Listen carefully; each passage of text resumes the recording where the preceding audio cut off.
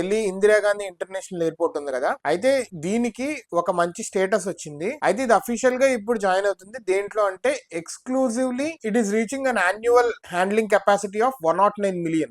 And ఇప్పుడు ఇది ఏషియాలో second biggest airport after Tokyo.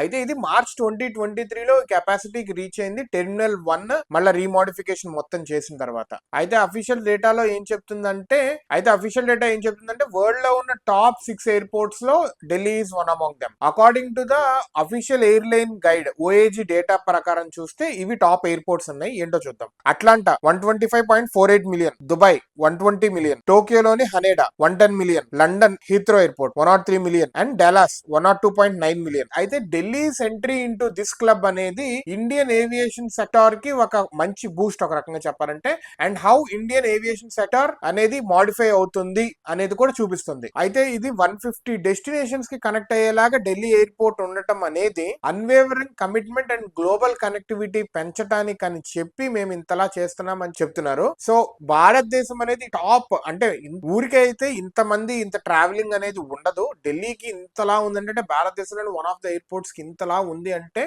How significant the nation is. మీరు చూస్తే కనుక టాప్ కంట్రీస్ లోనే ఉన్న ఎయిర్పోర్ట్స్ ఈ లిస్ట్ లో ఉన్నాయి. అండ్ మన కంట్రీ కూడా జీడిపిలో ముందుకు వస్తుంది. అండ్ స్లోలీ ఒకటి వరల్డ్ క్లాస్ రికగ్నైజేషన్ వస్తుంది. Let us hope for the best and for a bright future of Bharat.